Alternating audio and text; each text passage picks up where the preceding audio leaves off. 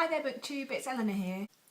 Well, I did promise myself that I would treat myself to a few books whilst in Cheltenham, but as it turned out I have absolutely no willpower and I have come home with a grand total of 6 books. 6. Sorry, I'm doing this hand thing at the moment with numbers because my daughter's just learning to count, so I'm not assuming that you don't know what 6 is when I say it, but 6. Anyway, I'm going to take you through the books that I bought. Some of them I was looking to get already, some of them were surprises, and some of them were from having a little bit of free time going to Cheltenham Waterstones and discussing with one of the booksellers there about some recommendations. So some of them I have absolutely no idea about them at all, but I'm really excited to try them. So the first book that I picked up was one that I've been wanting to read for ages, and it is How to Build a Girl by Moran. Now, I love Moran. I've read her How to Be a Woman, which is hilarious. I read bits out loud to my husband in an evening and I was wetting myself. It's the first book actually in a long time that made me do that. It's a non-fiction book, How to Be a Woman. And it just talks about all those things that we don't really talk about.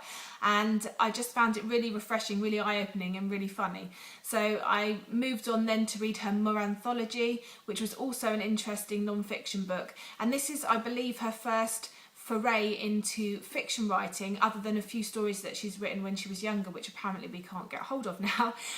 This is set in the 1990s.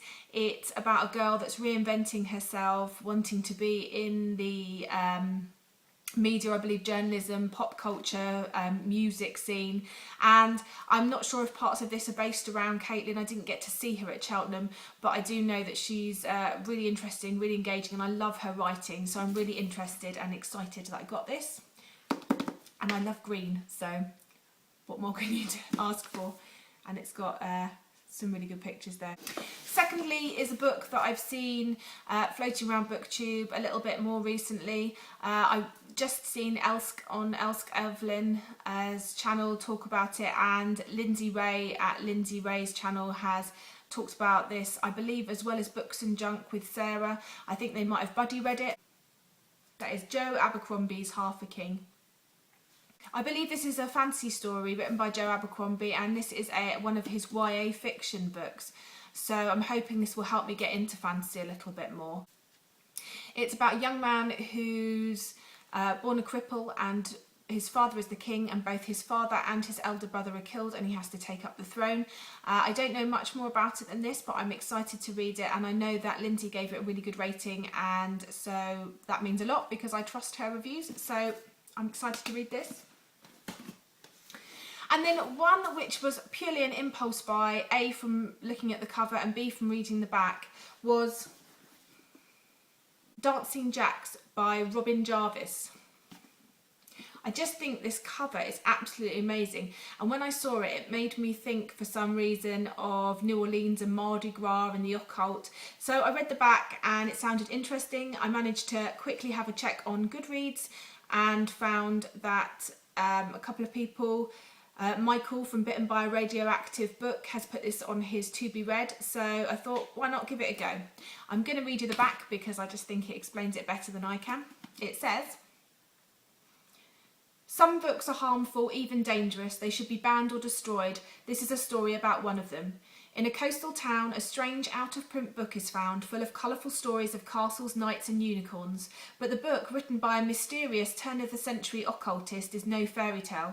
For those who start it, they find they can't put it down, no matter how much they want to." So I just thought this sounded like a really good read, and I think it's the start of a series, so I shall be excited to try this one. And then, as I said, I went into the Waterstones in Cheltenham when I had a little bit of free time, and I asked the bookseller there to recommend some books to me. One of the books that he recommended was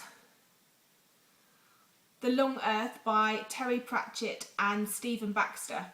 He explained this to me as a story about multiple multiple Earths. So there is Earth, and there is also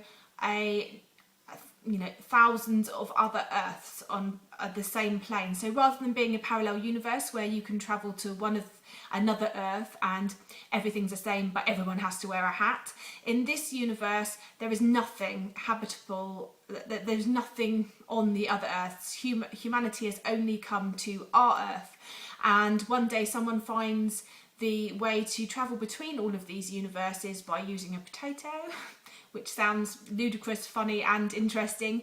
And it's just about how this works in terms of natural resources and people spreading out over these earths and travelling there. It just sounded like a really interesting story, so I'm interested to read that.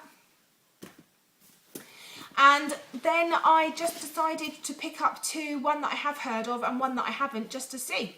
The one that I've had on my TBR for quite a while on my wish list is Red Riding by Pierce Brown. So I believe this book is about a man who is working, he's working on Mars to try and discover the elements there so that one day it can be inhabitable.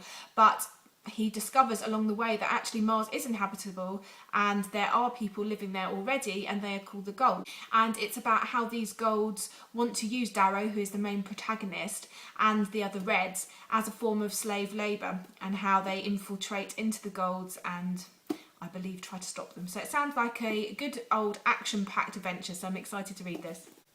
The final book that I bought is The Heralds of Valdemar by Mercedes Lackey. This is a bind-up of 3 books: Arrows of the Queen, Arrow's Flight and Arrow's Fall. Now, I don't know much about this, but it sounds intriguing. I'll read you the back briefly.